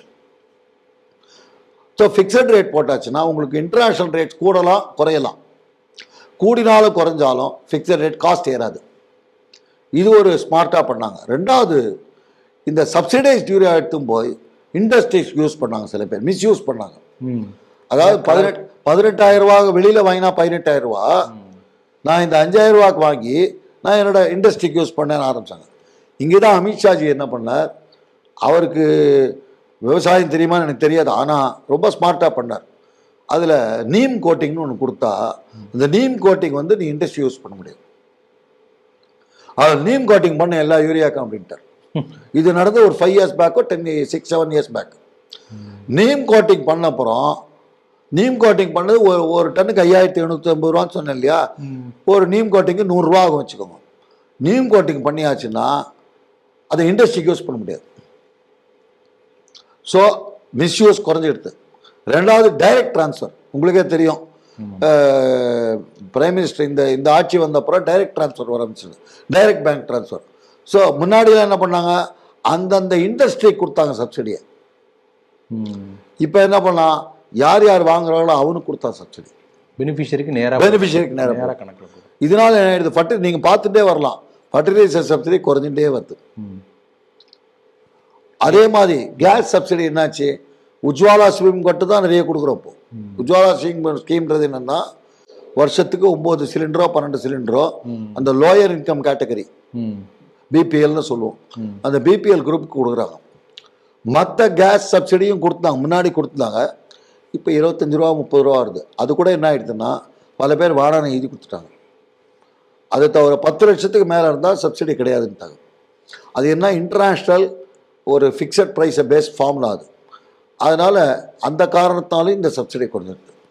Food சப்சிடியை பொறுத்த வரைக்கும் ஃபுட் சப்சிடி ஸ்டடியாக தான் போயிட்டுருக்கு. இந்த உங்களுக்கே தெரியும் ரேஷன்லாம் கொடுத்தோம். ரேஷன்லாம் இந்த கொரோனா 50 நிறைய கொடுத்தோம் இல்லையா, எக்கச்சக்கமாக கொடுத்தோம் ரேஷன்லாம். அதெல்லாம் வந்து இப்போது அந்த ப்ரொக்யூர்மெண்ட்லாம் முடிஞ்சு போய் பழைய அரியர்ஸ்லாம் குறைஞ்சி இப்போ ஸ்டடி ஆகிடுது, ஸ்ட்ரீம்லைன் ஆகிடுது. ஆனால் ஃபுட் சப்சிடி குறையலை. போன வருஷம் அதிகமாக இருந்தது, அதுக்கு முன் வருஷம் அதிகமாக இருந்தது கொரோனா பீரியட்லலாம். அது இப்போ சீராகிடுது இப்போ. அதனால இதுதான் காரணம். ஃபெர்டிலைசர் சப்சிடி குறைஞ்சதுக்கு காரணம் நம்மளோட very smart move, intelligent move. International வர்த்தக ரீதியாகவும் சரி, இந்த நீம் கோட்டிங் ரீதியாகவும் சரி அதை பண்ணாங்க. கேஸ் சப்சிடியை பொறுத்த வரைக்கும் உங்களுக்கு உஜ்ஜாலா ஸ்கீமுக்கு தான் மெயின் சப்சிடி, மற்ற சப்சிடிலாம் கிடையாது ரொம்ப இது இப்போது. அதனால் ஃபுட் சப்சிடி போயிட்டு இருக்கு. அந்த ரேஷன் ஸ்கீம்லாம் போயிட்டு இருக்கு இப்போது. அதான் ஃபுட் சப்சிடி, ரேஷனில் கொடுக்குறோம் இல்லையா, அதான் மெயினாக food subsidy. Free rice, free rice, free ஃபீட்லாம், பீஆர்லாம் ஃப்ரீ வீட், ஃப்ரீ ரைஸ்லாம் எக்கச்சக்கமாக கொடுக்குறாங்க. பண்ணா வரவேற்பு அமையிறது. அதுக்கு தொடர்ந்து கொண்டு இருக்கிறது. இது கூட மோடி ரைஸ்ன்னு சொல்லிட்டு அந்த கொரோனா சமயத்தில், ஆமாம், பாரத் ரைஸ்னு வந்து பாரத் ரைஸ், ஆனால் மோடி ரைஸ்ன்னு சொல்லுவாங்க இங்கே. ஆமாம்மா சொல்லுவாங்க. பட் அது ரொம்ப அது வந்து அது என்னமோ சவுத் இந்தியாவில் டேக் ஆஃப் ஆகல. ஆனால் இங்கே மாம்பழத்தை வித்துட்டு இருந்தாங்க, நிறைய பேர் போய் வாங்கிட்டாங்க. ஒரு வேனில் எனக்கு தெரிஞ்சு பல விவசாயிங்க கிராமத்துலேருந்து போய் நபார்டில் தான், அது நபார்ட் மூலியமாக தான் விற்றாங்க. ஆமாம், நபார்டில் வந்து எனக்கு தெரிஞ்சு பல பேர் நபார்டில் அந்த சீசனில் போய் 3 மாதம் அங்கேயே அவங்களுக்கு வச்சு அதெல்லாம் ரூட் பண்ணி இந்த மாதிரி நீங்கள் சொல்கிறீங்களே மாம்பழம் போன்ற பல சென்டருக்கு அவங்க தான் டிஸ்ட்ரிபியூட் பண்ணாங்க. ஒரு ஏரியா திருவண்ணாமலை ஒரு ஏரியா, அது மாதிரி விழுப்புரம், அப்படி பல பேர் பல சென்டரில் நபார்டில் அப்பாயிண்ட் பண்ணாங்க பாரத் ரைஸ்க்காக. பாரத் ரைஸ், பாரத் டால்னு வந்தது, மோடி ரைஸ்ன்னு கூட சொல்லுவாங்க. அது ஏன் டேக் ஆஃப் ஆகலன்னு தெரியல. அது டேக் ஆஃப் ஆனால் நல்லாயிருக்கும். இப்போ இந்த பட்ஜெட்டில் குறிப்பாக எந்த துறையில் அதிகமான ஒரு இம்பார்ட்டன்ஸ் கொடுத்துருக்காங்க, அதிக ஃபோக்கஸ் கொடுத்துருக்கு? ஃபோக்கஸ் வந்து நான் முன்னாடியே சொன்ன மாதிரி இந்த யுவா சக்தி, எம்எஸ்எம்இ, ரயில்வேஸ் அண்டு வாட்டர்வேஸ் தான் ஃபோக்கஸ் கொடுத்துறாங்க. அப்போது மற்றதுக்கு இல்லையான்ற ஒரு, மற்றது ஏற்கனவே கொடுத்தாச்சு. இப்போ உதாரணமாக சொல்கிறேன், இவ்வளோ லட்சம் கோடி இப்போது ரயில்வேஸ்க்கு சொல்கிறேன். 3 லட்சம் கோடி ரயில்வேஸ்க்கு வந்து கிட்டத்தட்ட ரெவன்யூ. அந்த ரெவன்யூ எங்கேருந்து வருதுன்னா 60% ஃப்ரைட்லேருந்து வருது. சரக்கு ரயில் தான். சரக்கு, அந்த சரக்குலையும் 80% கோல்லேருந்து தான் வருது. ஓ, கோல் மட்டுமே? கோல் மட்டுமே. இப்போ 3 லட்சம் கோடி ரயில்வேஸோட கிராஸ் ரெவன்யூன்னா 2 லட்சம் கோடி ஃப்ரைட்டில் சரக்குலேருந்து. அந்த 2 லட்சம் கோடியில் 1.25 லட்சம் கோடியோ 1.5 லட்சம் கோடியோ நிலக்கரி மட்டும், நிலக்கரி டிரான்ஸ்போர்ட்னால மட்டும் வருது. இப்போ நம்ம உதாரணமாக மற்ற பேராமீட்டர்ஸ்லாம் பார்க்குறோம். இந்த நான் முக்கியமாக நான் இப்போ பேசுகிறது எல்லாமே அரசாங்க இணையதளம், வெப்சைட் இணையதளம், பிஆர்எஸ் ரிசர்ச் இவங்களை பேஸ் பண்ணி தான் சொல்கிறேன். இதில் என்ன சொல்லியிருக்காங்கன்னா, இந்த 3 லட்சம் கோடி வருது இல்லையா ரெவன்யூ, அது வந்து அந்த ரயில்களை இயக்குவதற்கும் அந்த ரயில்களோட சம்பளம் கொடுக்குறாங்க. ஹியூஜ் ஸ்டாஃப், உங்களுக்கு தெரியும் ரயில்வேஸ், பென்ஷன், சேலரி, அதுக்கும் அந்த ரன்னிங் எக்ஸ்பெண்டிச்சருக்குமே போய்டுறது. இப்போ 3 லட்சம் கோடி வருமானம்னா 3 லட்சம் கோடி செலவாயிடுது. அப்போ எங்கேருந்து புல்லட் ட்ரெயின், எங்கேருந்து வந்தே பாரத் வருது, எங்கேருந்து ரயில் ட்ராக்ஸு, எங்கேருந்து கவச் சிஸ்டம், இதெல்லாம் வருதுன்னா பட்ஜெட்டில் 3 லட்சம் கோடி ஒதுக்கியிருக்காங்க. அது தவிர தனியாக ஒதுக்குறாங்க. ஆமாம், தனி. இது அந்த ரயில்வே உள்ளேயே இன்டர்னலாக ஜெனரேட் ஆகுது இன்கம். பட்ஜெட்டில் வருஷம் ரயில்வேஸ்க்காக இவ்வளோ ஒதுக்குறாங்க. 2,98,000 crores ஒதுக்கியிருக்காங்க. இது எதுக்காக? Track upgradation, safety features, Kavach system தான் எல்லா ரயிலுக்கும் வரணுன்றதுக்காக கொஞ்சம் கொஞ்சமாக எக்ஸ்பெக்ட் பண்ணிருக்காங்க. அப்புறம் இப்போ நான் சொன்னேன் இல்லையா, ஆவரேஜ் ஸ்பீட் இம்ப்ரூவ் ஆகலை ஆஸ் பர் தி ட்ராக்குன்னு சரிப்படுத்த. அது ட்ராக் அப்கிரேடேஷன் தான் கொடுத்துருக்காங்க. உங்களுக்கு வந்து பல இடத்துல சிங்கிள் ட்ராக் இருக்கிறது ஒரு பெரிய இஷ்யூ. டபுள் ட்ராக் வந்தாதான் உங்களுக்கு அந்த இப்போதான் தாம்பரத்துலேருந்து செங்கல்பட்டுக்கே எக்ஸ்ட்ரா ட்ராக் போட்டிருக்காங்க. லாஸ்ட் இயர் தான் போட்ட அப்புறம் தான் இந்த ரொம்ப ஸ்மூத்தாக இருக்கு. இல்லாட்டி உங்களுக்கே தெரியும் ட்ரெயின் நின்றுடும். செங்கல்பட்டுக்கு போதோ செங்கல்பட்டு தாண்டினா செங்கல்பட்டு வரைக்கும் வேகமாக வந்துடுவீங்க, அங்கே வந்தவர் நிற்பீங்க. அப்புறம் ஆமாம், அது அது இப்போ அது குறைஞ்சிருக்கும். ஏன்னா இப்போ தாம்பரத்துக்கிட்ட வரும்போது கொஞ்சம் 10 நிமிஷம் டிலே ஆகலாம். அது காரணம் அந்த பிளாட்ஃபார்ம் ஒர்க் நடக்கிறது. But Tambaram is going to be very big hub. Send Thomas Mount is going to be very big hub. அது மாதிரி மதுரை ஆல்ரெடி ஆயிடுத்து. அது மாதிரி பல ராஜபாளையம் பல ஸ்டேஷன் ஐடென்டிஃபை பண்ணியிருக்காங்க. ஏன்னா தாம்பரம் ஏன் ஹப்பாக போகிறதுனா கிட்டத்தட்ட 9-10 பிளாட்ஃபார்ம். தாம்பரத்துலேருந்து தான் பல சவுத் போகிற ட்ரெயின்ஸ் எல்லாம் தாம்பரத்தையும் இயக்க போகிறாங்க. கிட்டத்தட்ட 12 எலிவேட்டர் போட போகிறாங்க. 12 எலிவேட்டர். அந்த ஆல்ரெடி 2-3 எஸ்கலேட்டர்ஸ் இருக்குது உங்களுக்கு. எஸ்கலேட்டர்ஸ் 2 எஸ்கலேட்டர் இருக்குது. இப்போ எலிவேட்டர்ஸ் 12 போட போகிறாங்க, 12 எஸ்கலேட்டர் போட போகிறாங்க. முன்னாடிலாம் உங்களுக்கு தெரியும், தாம்பரம் போனால் அந்த கோச் நம்பரே இருக்காது, எந்த கோச்சுனே தெரியாது தாம்பரத்தில். இப்போ 8th 9th பிளாட்ஃபார்மில் அழகாக ப்ராட் பண்ணி அகலப்படுத்தி இந்த கோச் நம்பர்லாம் போட்டிருக்காங்க. 9th 10th பிளாட்ஃபார்ம்லேருந்து ட்ரெயின்ஸ் கிளம்புறது, இப்போ புறப்படுறது, பல ட்ரெயின்ஸ் புறப்படுது 3 நாள்.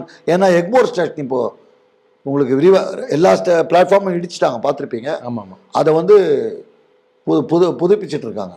புது பிளாட்ஃபார்ம்ஸ் வரப்போகிறது. எக்மோர் ஸ்டேஷனும் அப்கிரேட் ஆக போகிறது.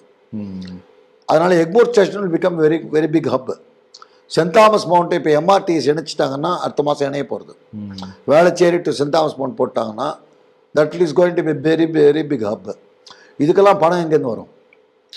இதெல்லாம் இந்த அவன் டிக்கெட் வரவுலேருந்தோ ஃப்ரைட் வரவுலேருந்தோ அது ரன்னிங் எக்ஸ்பெண்டிச்சர் தான் இருக்குது. ரோலிங் ஸ்டாக்னா ட்ரெயினை புதுப்பிக்கணும். இப்போ எல்ஹெச்பி ரேக்ஸ்ன்றாங்க. பழைய ரேக்ஸ்லாம் ஜர்க் ஆகும், சேஃப்டி கம்மி. எல்ஹெச்பி ரேக்ஸ் இப்போ இந்த வந்தே பாரத்தில் ஓடுறதோ தேஜஸில் ஓடுறதெல்லாம் எல்ஹெச்பி ரேக்ஸு.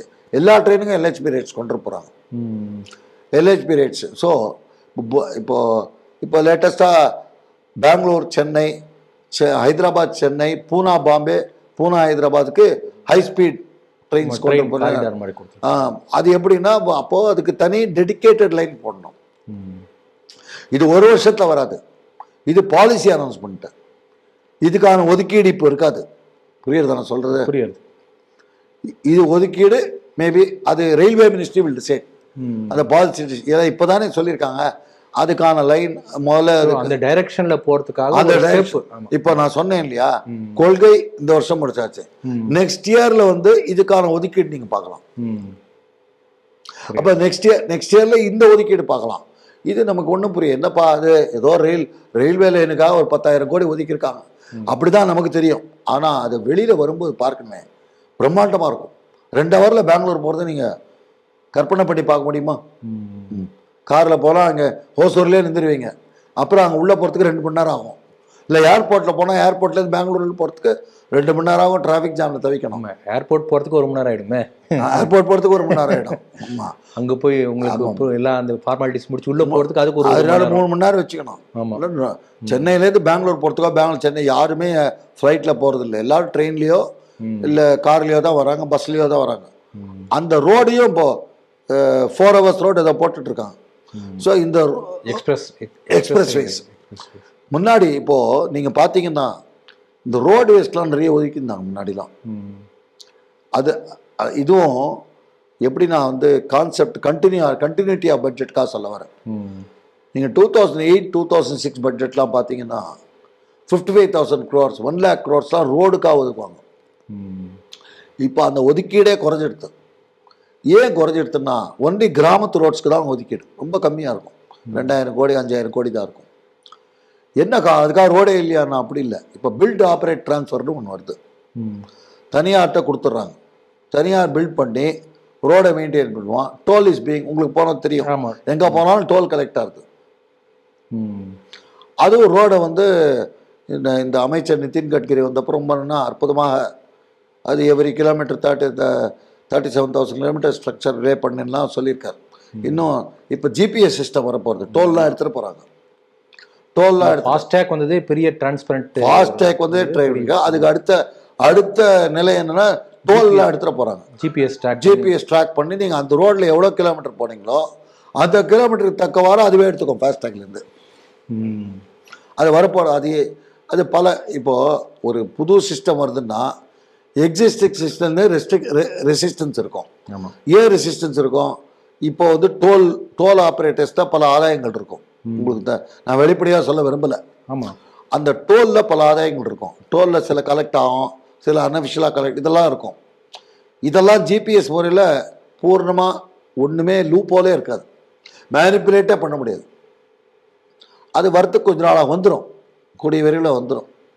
அது வந்துச்சுன்னா டோல்ஸே இருக்காது, உங்களுக்கு டோல்ஸே இருக்காது. ஆனால் ஜிபிஎஸ் மூலிமா அது ஃபாஸ்டேகில் எடுத்துடும். ஃபாஸ்டேக் வந்ததே பெரிய விஷயம். அதனால தான் என்ன பண்ணுறாங்க அவங்க, ஃபாஸ்டேக் வழியாவா கேஷார் தான் அதிகம்ன்றான். கேஷார் தான் எக்ஸ்ட்ரா 20% 30% எக்ஸ்ட்ரா, 50% எக்ஸ்ட்ரா நினைக்கிறேன், தெரியாது. இப்போ வந்து ஃபாஸ்டேக்கை ப்ரொமோட் பண்ணுறாங்க. ஆனுவலே கொடுத்துட்டாங்க. இப்போ 2000 ரூபா இவ்வளோ வார்டு போகலாம் ஆனுவல் ஃபாஸ்டேக். நேற்று ஏதோ பார்த்தேன், 10 லட்சம் பேரோ ஆனுவல் டேக் வாங்கியிருக்காங்களாம், நியூஸில் பார்த்தேன். அப்போ அந்த அளவுக்கு இந்த ஆனுவல் ஃபாஸ்டாக் இருக்குன்னா கவர்மெண்ட்டுக்கு எத்தனை வரும்படி இருக்குங்க யோசிச்சு பாருங்க. முன்கூட்டியே பணம் வந்துடுது, கவர்மெண்ட் முன்கூட்டியே பணம் வந்துடுறது. அது வந்து மெயின்டெனன்ஸ்க்கும் சௌரியமாக இருக்கும். என்ன இதில் ஒரு மைனஸ் பாயிண்ட்னா, இந்த பில்ட் ஆப்பரேட் ட்ரான்ஸ்ஃபர் சொல்கிறேன், இந்த சிஸ்டம் ஐஆர்பி இன்ஃப்ராஸ்ட்ரக்சர்லாம் ஆரம்பித்தா இப்போது உளுந்தூர்பேட்டை டோல் எக்ஸ்பிரஸ் வேலாம் நம்ம பார்க்குறோம். என்னென்னா 25 வருஷம் பண்ணோன்னா அவன் பாட்டு கலெக்ட் பண்ணிகிட்டே இருக்கான். அதை அரசாங்கம் தடுக்கணும். அது எனக்கு தெரிஞ்சு டெல்லி ஏர்போர்ட் குர்கானில் இருக்கிற ஒரு டோலை மாதிரி தகராறு பண்ணி நின்று போச்சு. செங்கல்பட்டு டோலும் தகராறு ஆச்சு, நடுவில் எடுக்க போகிறேன்னா ஆனால் எடுக்கலை, என்ன ஆச்சுன்னு தெரில. அதுக்கப்புறம் பல டோல்கள் அது போல் அந்த 20 வருஷமோ 25 வருஷமோ என்ன அக்ரிமெண்ட்டோ அதை தாண்டி கலெக்ட் பண்ணிகிட்ருக்காங்க. அதுக்கு என்ன பண்ணணுமோ அதை பண்ணணும். ஜிஎஸ்டியில் ஏதாவது மாற்றம் கொண்டு வந்திருக்காங்க? ஜிஎஸ்டியில் என்னென்னா, ஜிஎஸ்டியில் வந்து அதான் நான் சொன்னேன், 28% 18% கொண்டு வந்தாங்க இல்லையா ஜிஎஸ்டியில். இதுக்கு மேலே ஜிஎஸ்டியில் ஒன்றும் மாற்றம் நான் எதிர்பார்க்கல. ஏன்னா ஜிஎஸ்டியில் ஒரே ஒரு விஷயம் சொல்கிறேன். இப்போ என்ன பண்ணலாம், பிரமாதமாக என்ன பண்ணலாம், மெடிக்கலுக்கு 18% இருந்தது, மெடிக்கல் இன்சூரன்ஸுக்கும் ஹெல்த் இன்சூரன்ஸுக்கும் எல்ஐசி லைஃப் இன்சூரன்ஸுக்கும் 18% இருந்தது. இந்த 18% ஜிஎஸ்டி இருந்தது இல்லையா, இந்த 18% ஜிஎஸ்டியை ரிமூவ் பண்ணிட்டான் கவர்மெண்ட்டில். ஆனால் என்ன ஆயிடுச்சுன்னா, அதில் உதாரணமாக நான் சொல்கிறேன், இன்புட் டேக்ஸ் கிரெடிட்னு ஒன்று இருக்குது, உங்களுக்கெல்லாம் தெரியும். அதாவது இப்போ நான் ஒரு ஹாஸ்பிட்டலுக்கு போகிறேன். ஹாஸ்பிட்டலுக்கு போகும்போது I pay some amount to the doctor. Doctor எங்கிட்ட ஜிஎஸ்டி வாங்கிக்கிறது, ஹாஸ்பிட்டல் எங்கிட்ட ஜிஎஸ்டி வாங்கிக்கிறது. ஹாஸ்பிட்டல் எங்கிட்ட 10,000 ரூபாய்க்கு ஜிஎஸ்டி வாங்குறதுன்னு வச்சுப்போம். அவங்க 10,000 ரூபா பே பண்ணுவாங்கன்னா மாட்டாங்க. ஏன்னா அவங்க பே பண்ண வேண்டிய ஜிஎஸ்டி அட்ஜஸ்ட் பண்ணிக்கலாம். ஏற்கனவே அவங்க பே பண்ணிப்பாங்க, அதில் அட்ஜஸ்ட் பண்ணிக்கலாம். அது மாதிரி இருந்தது. அது எப்போ இருக்கும்னா அவனுக்கு ஜிஎஸ்டி இருந்தால் தான். உதாரணமாக இந்த இன்சூரன்ஸ் கம்பெனிஸ்லாம் இருக்கு இல்லையா, இவனுக்கு they will be paying GST. யாருக்கு பே பண்ணுவாங்க, டாக்டர்ஸ் பே பண்ணுவாங்க, கன்சல்டன்ட்டுக்கு பே பண்ணுவாங்க, புரோக்கர்ஸ், இன்சூரன்ஸ் கமிஷன் ஏஜென்ட்ஸ்க்கு பே பண்ணுவாங்க. அப்புறம் அவனோட சாஃப்ட்வேர்லாம் இருக்கும் இல்லையா, சாஃப்ட்வேர் ஆகும்போது ஜிஎஸ்டி பே பண்ணுவான், அவனோட மெயின்டெனன்ஸுக்கு பே பண்ணுவான் ஜிஎஸ்டி, கன்சல்டன்ட்ஸுக்கு பே பண்ணுவான். இந்த ஜிஎஸ்டிலாம் வந்து ஃபுல்லாக பே பண்ணி ஆகணும். இத்தனை நாள் என்ன பண்ணியிருந்தான், இந்த கலெக்ட் பண்ணான் இல்லையா, இதில் அட்ஜஸ்ட் பண்ணியிருந்தான். இப்போ கலெக்டே நான் பண்ண மாட்டேன். உதாரணமாக ஒரு இன்சூரன்ஸ் கம்பெனி 20 கோடி கலெக்ட் பண்ணுறான்னு வச்சுப்போம், ஜிஎஸ்டி மட்டுமே. 20 கோடி என்ன பண்ணுவான் அவன் வந்து இந்த டாக்டர்ஸ்க்கோ கன்சல்டன்ட்ஸ்க்கோ இல்லை ஏஎம்சிக்கோ பண்ணுற ஜிஎஸ்டி 14 கோடின்னு வச்சுப்போம், 6 கோடி தான் பே பண்ணுவோம். இப்போ என்ன ஆகும், இவன் கலெக்ட் பண்ணல, இவன் கலெக்ட் பண்ணது எப்பயும் அவனுக்கு வரும்படி இல்லை அது. ஆனால் இந்த 14 கோடி has to pay fully.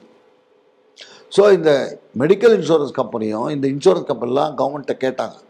Inverted duty ஸ்ட்ரக்சர்னு ஒன்று இருக்குது, ரேட் ஸ்ட்ரக்சர். என்னென்னா, நான் வந்து பே பண்ணுற ஜிஎஸ்டி நான் கலெக்ட் பண்ணுற ஜிஎஸ்டிக்கும் என்ன விகிதம் வித்தியாசம் இருக்கோ அது எனக்கு கன்செஷன் கொடுக்கணும்னு கேட்டான். உதாரணமாக ஒரு கம்பெனி வந்து 5% தான் ஃபர்டிலைசர் கம்பெனி, உதாரணமாக கிரிப்கோவே சொல்கிறேன், கிரிப்கோலாம் 5% ஃபர்டிலைசர், தே ஆர் சார்ஜிங் 5%. ஆனால் இம்போர்ட் பண்ணுறதுக்கு தே ஹேவ் டு பே மோர்.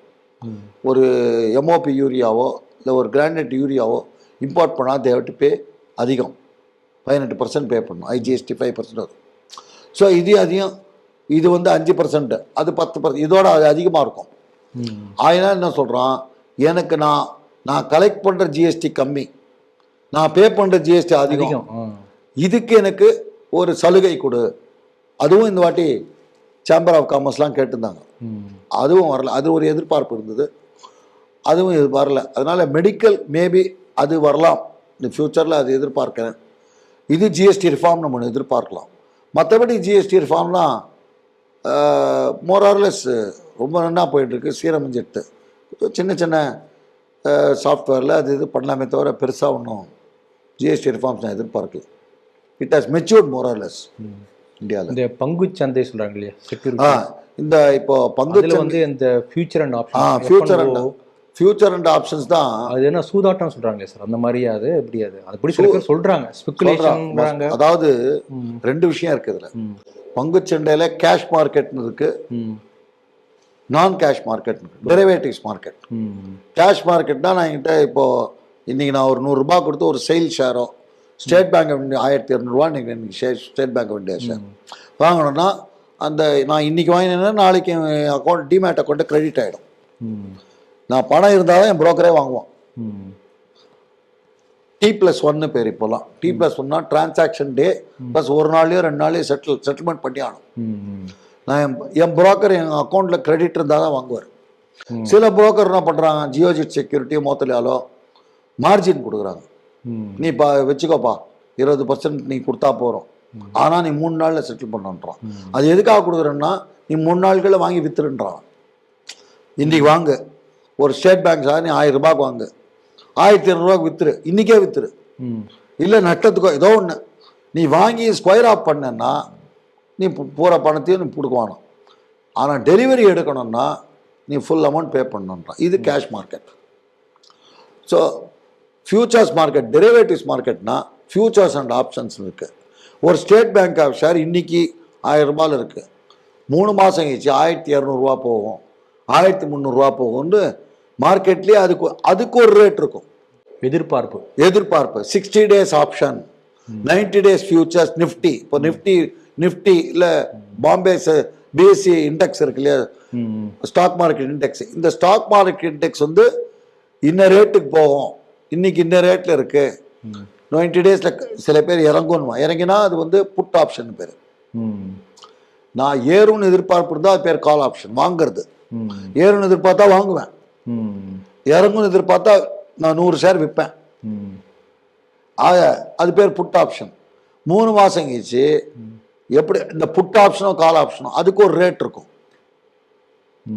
10 ரூபான்னு இருக்கும் வச்சுக்கோங்க, உதாரணமாக சொல்கிறேன். 10 ரூபா ஒரு ஷேருக்கு, 1000 ஷேர் நீர் வாங்கணும், 10,000 ரூபா கொடுக்கணும். நீங்கள் 10,000 ரூபா கொடுத்தா போகிறோம், ஃபுல் வேல்யூ தர வேண்டியதில்லை.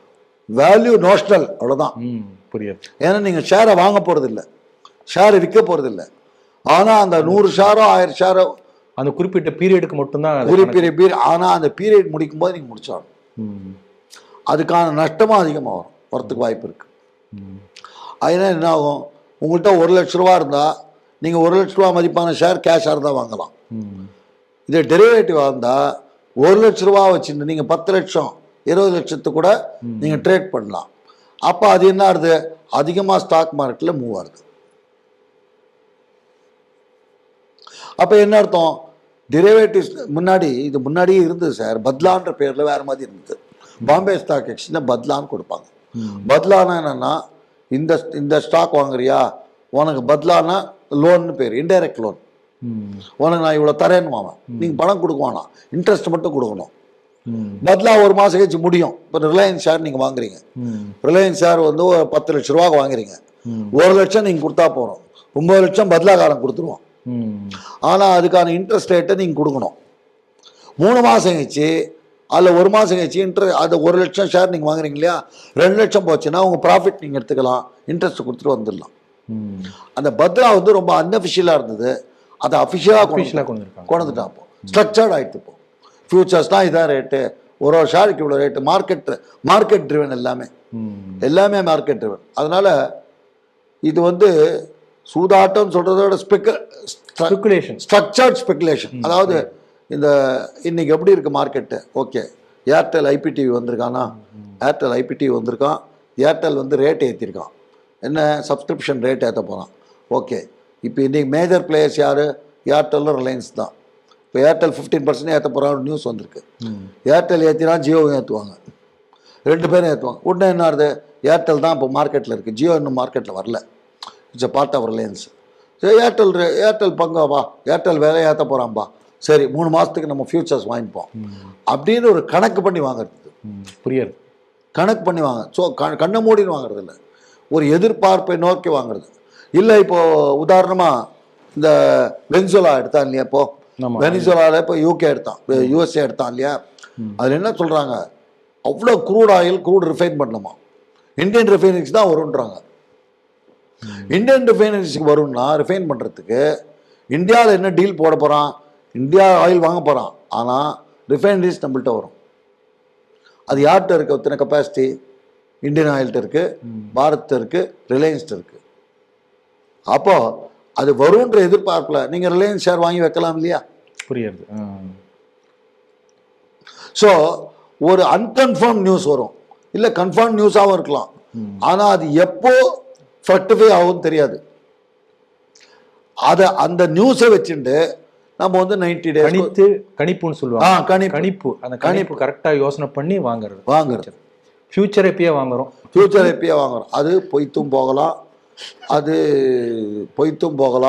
அது கேஷ் மார்க்கெட்லேயே வாங்கலாமே. ஆமாம், ரைட்டு. அது நீங்கள் வந்து ஆனால் அதுக்கு தான் இப்போ டேக்ஸ் அதிகப்படுத்திருக்காங்க போட்டிருக்கீங்க. அதுக்கு வந்து அதாவது செக்யூரிட்டி டிரான்சாக்ஷன் டேக்ஸ்னு 0.02 இருந்தது, 0.05 இருந்தது, அதெல்லாம் வந்து ரொம்ப அதிகமாக்கியிருக்காங்க. எதுக்காக ஆக்கியிருக்காங்கன்னா ரேஷனலைஸ் பண்ணோம் அப்படின்னு ஸ்டாண்டர்டைஸ் பண்ணோம் அப்படின்றாங்க. பட் என்னன்னா ப்ராபபிளி இவங்க ரொம்ப ஸ்பெகுலேஷன் ரொம்ப அதிகமாகுது. மார்க்கெட் வந்து திடீர்னு ஒரு 10,000 பாயிண்ட் ஏறுது, திடீர்னு 500 பாயிண்ட் குறையிறது, 1000 பாயிண்ட் ஏறுது. அந்த ஸ்பெகுலேஷன் வந்து ரொம்ப இந்த கணிப்பிலேயே போகக்கூடாது. கணிப்பு இருக்கலாம், இந்த கேஷ் மார்க்கெட்டாக இருக்கட்டும், அது காற்றுலேயே போகிற மாதிரி இருக்கக்கூடாது இல்லையா.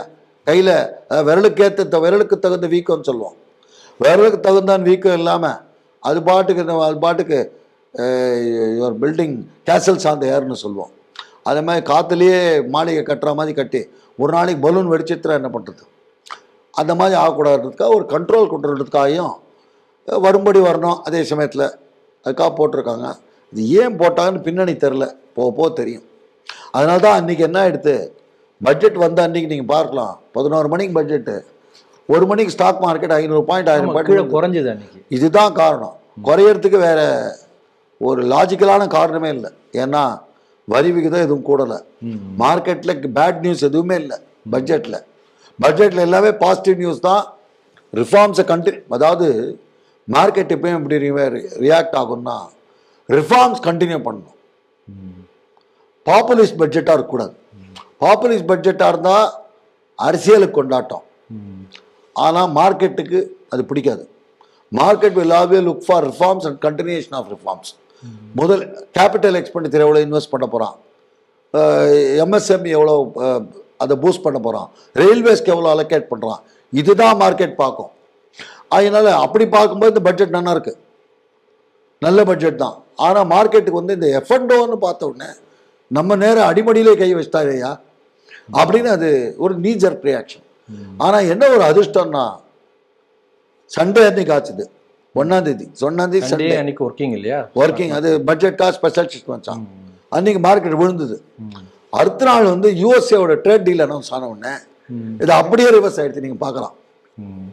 அப்போ என்ன அர்த்தம் இதுலேருந்து, இது வந்து ஒரு ஜர்க் ரியாக்ஷன் தானே தவிர ஃபண்டமெண்டலாக ஒன்றும் ஆகலை. மார்க்கெட்டில் ஃபண்டமெண்டல் ஆகிட்டு தான் அது ஏறி இருக்காதே. யூஎஸ் ட்ரேட் டீல் அனௌன்ஸ் ஆனோம்னா ஸ்டெபிலைஸ் ஆகிடுது. ஒரு நெகட்டிவ் நியூஸ்க்கு விழுந்தது, ஒரு பாசிட்டிவ் நியூஸ்க்கு ரிகவர் ஆகிடுது மார்க்கெட், அவ்வளோதான். அதனால் இது பார்க்கலாம். சரி சார், இந்த பட்ஜெட் பற்றி ஒரு சம்மப் மாதிரி கடைசியாக சொல்லிவிடுங்க சுருக்கமாக. அடுத்து இது எப்படி இம்மிடியட்டாக நம்ம எக்கனாமியில் ஒரு 2-3 வருஷத்தில் எப்படி ஒரு பெரிய மாற்றத்தை வரும், அதாவது மாதிரி சுருக்கமாக ஒரு சம்மரி பார்த்தீங்கன்னா உங்களுக்கு எப்படி சொல்கிறேன்னா 1990s 2000 பட்ஜெட் வருதுன்னா எல்லாரும் என்ன பண்ணுவாங்க, எக்ஸைஸ் டியூட்டி தான் பார்ப்பாங்க. எதில் எக்ஸைஸ் டியூட்டி ஏறும், டிவியில் ஏறுமா, டிவி வாங்கி வச்சுக்கலாமா, இல்லை வந்து ஸ்கூட்டரில் ஏறுமா, காரில் ஏறுமா, ஃப்ரிட்ஜில் ஏறுமா, அந்த ஸ்டாக் மார்க்கெட் வாங்கிக்கலாம், அந்த சிகரெட்டில் ஏறுமா, அந்த ஸ்டாக் வாங்கலாமா விற்கலாமா தான். பட்ஜெட்னா ஸ்டாக் மார்க்கெட் வாங்குறது விற்கிறது, இல்லை அந்த பொருளை பதுக்கிறது, ஹோல்ட் பண்ணுறது. இதுதான் ஒரு எண்ணமாக இருந்தது ஒரு 4-5 வருஷத்துக்கு.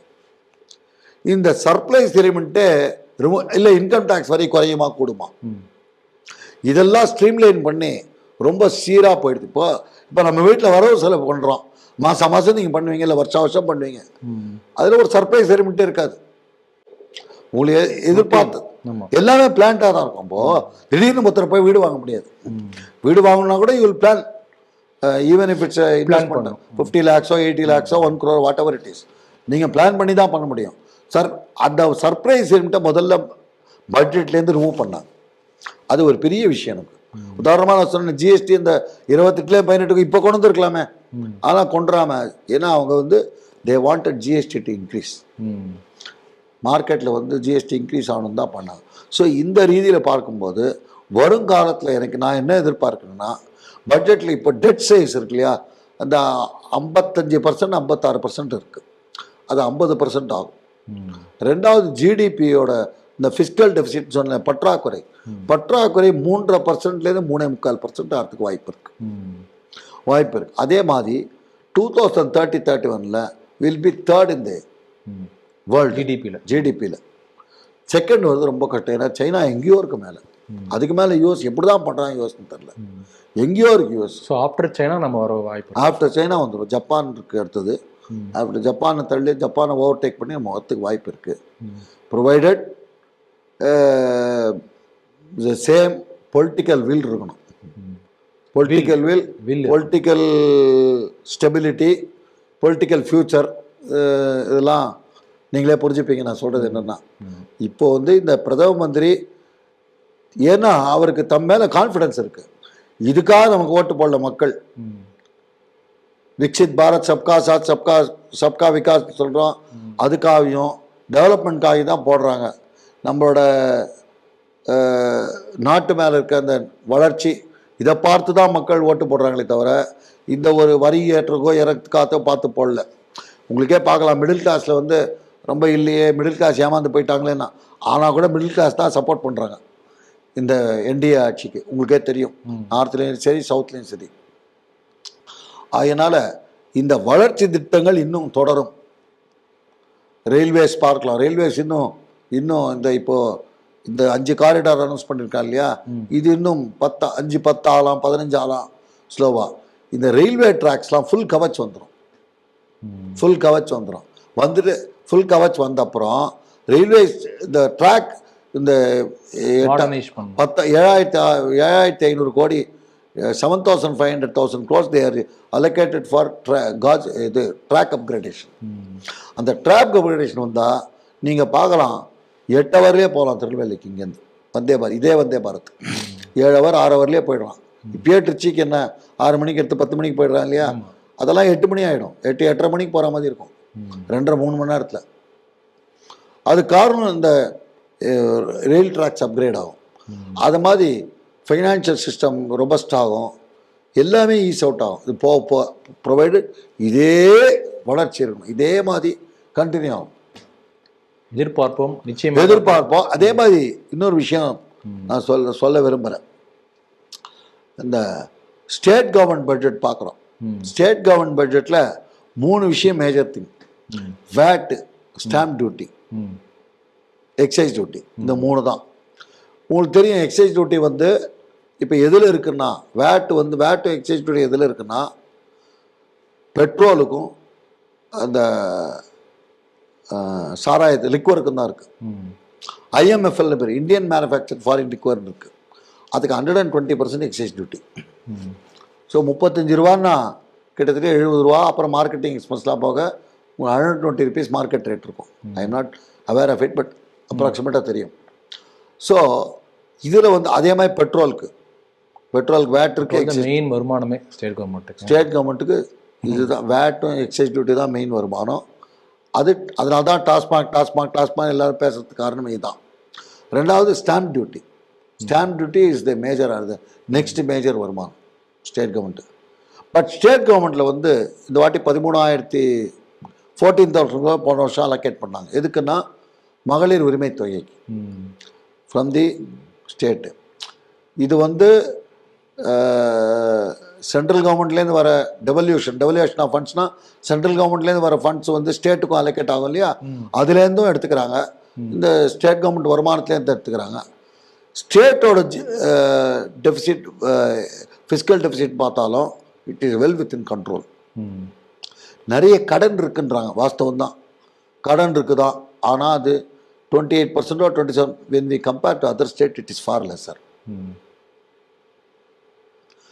இது என்னன்னா FRBM நான் சொன்னேன், ஃபிஸ்கல் ரெஸ்பான்சிபிலிட்டி மேனேஜ்மெண்ட். அதில் என்ன சொல்கிறான், நீ என்ன செலவுன்னா பண்ணு, 2 விஷயத்தை பார்த்துக்கோ.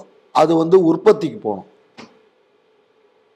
சப்சிடிஸே குறை. ஏன்னா சப்சிடிஸ் கொடுத்தீங்கன்னா, மானியம் கொடுத்தீங்கன்னா, அதனால் வந்து ஒரு ஜிடிபி இன்க்ரீஸ் ஆகாது. ஜிடிபி இன்க்ரீஸ் ஆகாதான் க்ரோத் வரும், க்ரோத் வராது, வளர்ச்சி இருக்காது. அதனால தான் இலவசம் கூடாதுன்றாங்க. இப்போ எல்லாருமே இலவசம் கொடுக்குறாங்க, அது வேறு விஷயம்.